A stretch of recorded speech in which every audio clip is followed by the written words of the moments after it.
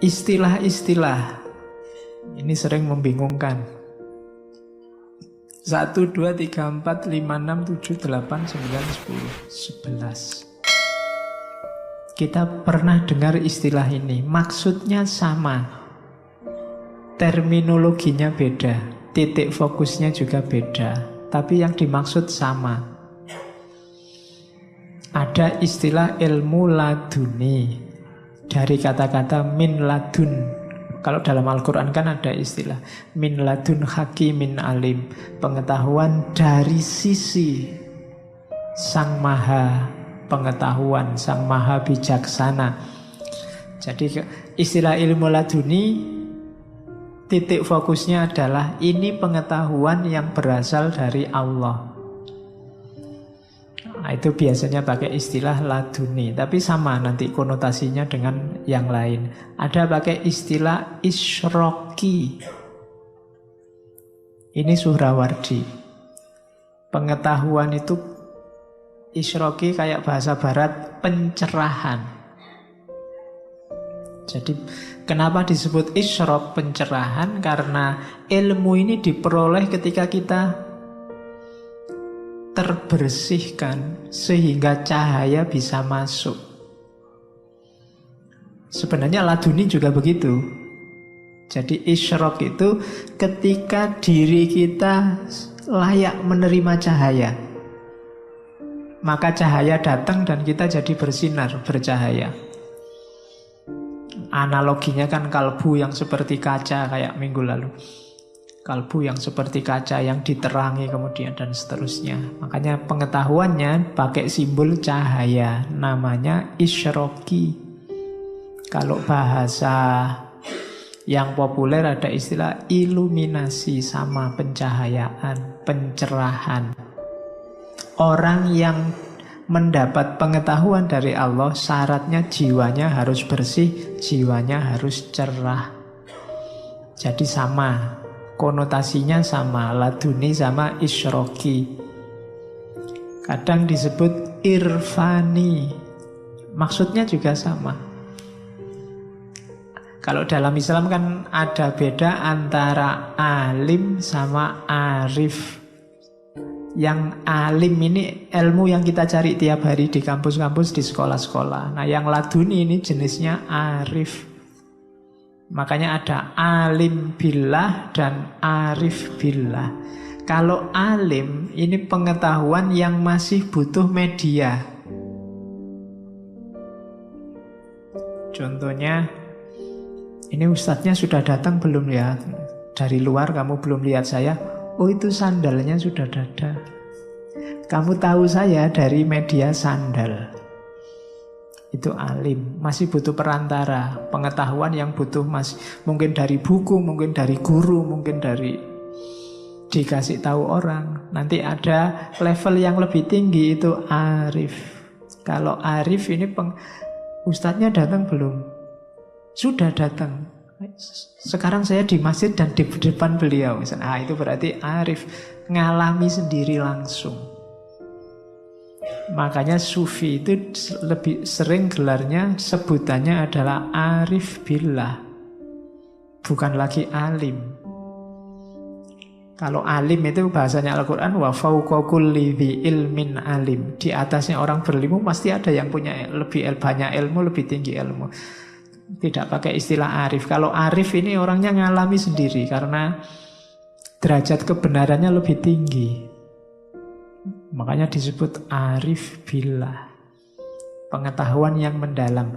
Kayak misalnya kalau saya bilang kalian ada kata-kata tulisan, misalnya di sini saya nulis kalimat besar, judulnya misalnya takut. Dengan kata-kata takut ini kalian ngerti, oh takut itu kan maksudnya Pak, kalau ada sesuatu yang membuat kita merinding terus takut. Ini pengetahuan yang masih berjarak, masih konsep. Akan jadi arif kalau kalian hari ini memang takut. Perasaanmu sedang ketakutan, nah ini arif. Kamu ngalami ketakutan sendiri. Kalau tadi kan cuma membaca tulisan takut dan paham apa itu takut. Jadi membaca tulisan takut, paham apa itu takut, namanya ilmu. Orangnya namanya alim. Tapi kalau kamu hari ini mengalami takut itu, terus oh iya ya, begini rasanya takut itu. Ini arif namanya. Jadi cuma kalau sufi, irfani, arifnya arif billah. Bukan urusan-urusan di luar keagamaan, bukan urusan misalnya gimana ya rasanya korupsi. Nah, itu hanya orang-orang koruptor yang arif tentang korupsi. Ya, kalau kita cuma alim, ngerti dari jauh. Gimana narkoba, ya yang sakau, yang arif tentang narkoba. Kita hanya alim. Nah, cuma terminologi arif sama alim ini untuk ranah agama biasanya. Nah, irfan di sini nanti satu makna dengan isyraq, satu makna dengan laduni. Sama kayak makrifat, sama makomnya. Orangnya namanya arif, barangnya namanya makrifat, kondisinya namanya makrifat. Makrifat ini kan nanti salah satu makom puncak. Kalau versinya Ghazali, puncaknya laku tasawuf itu makrifat. Nah, ada lagi kasyaf. Kasyaf ini juga istilah yang populer, maknanya sama kayak makrifat. Orang yang kasyaf itu artinya terbuka. Dari tidak tahu jadi tahu, itu namanya tersingkap, terbuka. Terbuka semua sekarang, itu namanya kasyaf. Jadi, arahnya tetap sama pada ketuhanan. Orang yang kasyaf ini kondisi keterbukaannya. Isinya makrifat, pengetahuan. Orangnya namanya arif. Jadi itu namanya kasyaf. Terungkap. Ya, manusia itu hari ini beruntung Allah tidak mengungkap kita. Bahkan kita disuruh untuk mengungkap Allah, itu kasyaf. Karena kalau kita diungkap semua, mungkin manusia sedunia itu isinya jelek semua. Jadi manusia itu kan ada yang baik, ada yang buruk, itu bukan karena perilakunya, tapi antara disembunyikan oleh Allah kejelekannya atau dibukakan oleh Allah kejelekannya. Kalau Allah mau dibukakan semua, seandainya kalian ngaku semua salahmu apa, jelekmu apa ditulis, itu hari ini langsung terbit berapa ratus halaman itu kesalahan dan kejelekanmu. Cuma Allah menyembunyikan, jadi kelihatannya seolah-olah ada jarak. Ini orang baik, ini orang jelek. Tapi kalau Allah dibuka semua, ya mungkin semua orang jelek. Kita sama saja sebenarnya. Meskipun saya di sini, kamu di sana. Kalau kamu ngerti jelekku, jangan-jangan lebih jelek daripada kalian. Kalau kalian ngerti, cuma kalian kan tidak ngerti. Oke, itu kasyaf, terbuka. Cuma ini kasyafnya tidak tentang manusia, tapi tentang Allah. Dan kalau tentang Allah kasyaf kita, man arofa nafsahu arofa robbahu. Pengetahuan kita tentang Allah, otomatis kita kenal tentang manusia, kita arif tentang manusia, dan juga arif tentang alam semesta, karena manusia adalah mikrokosmos. Itu kasyaf, tentang hakikat. Bukan berarti tentang, kalau saya ngomong tentang alam semesta, tentang manusia itu terus ngerti semua orang namanya siapa, tidak begitu. Ngerti hakikatnya hidup, hakikatnya realitas. Itu yang membuat orang tidak tertipu lagi sama dunia, karena ngerti levelnya dunia. Sama kayak kalian yang ketika jatuh cinta sama seseorang, itu kan dianggap orang ini baik semua, terus putus, terus tahu jeleknya, itu kan nilainya langsung jatuh.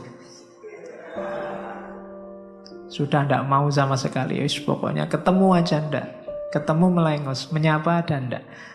Nah, orang-orang ini ketika dibukakan rahasianya realitas, rahasianya alam semesta, juga begitu sama dunia.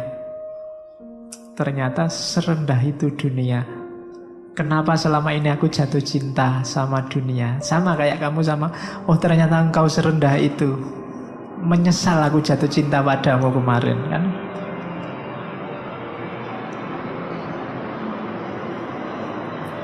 Oke. Kalau bisa menalak dunia semacam itu luar biasa. Yang bisa orang yang sudah kasyaf. Sebenarnya kalian sudah tahu selama ini bahwa dunia itu jelek. Tapi kenapa kok tidak bisa tidak tertarik sama dunia? Karena kayak tadi, antara takut dalam konsep dan takut yang ngalami sendiri. Kamu belum ngalami sendiri. Pengetahuannya masih berjarak. Masih belum kasyaf, masih belum makrifat. Yang sedang nyalon jadi gubernur, jadi bupati, seolah-olah terus kalau sudah jadi gubernur, jadi bupati, sudah luar biasa. Padahal itu ya dunia. Kuliahmu, ijazah itu ya dunia. Pekerjaan ya dunia. Jadi jangan terlalu jatuh cinta ke sana. Pahami hakikatnya dunia. Gnosis, ya ini istilah filsafat, istilah Yunani Romawi. Konotasinya sama. Pengetahuan suci, pengetahuan sakral, makrifat, saintia sakra minggu lalu. Istilahnya gnosis. Fatih, keterbukaan. Mirip kayak kasyaf. Terbuka. Zauk ini rasa, karena dia kayak tadi ya, takut yang dikonsep dan takut yang dirasa. Jadi pengetahuan yang sifatnya zaukiyah, pengetahuan rasa. Kadang-kadang pakai istilah basiroh, pengetahuan batin. Kadang-kadang pakai istilah musyahadah, kesaksian. Orang yang menyaksikan itu musyahadah. Ada yang pakai istilah huduri,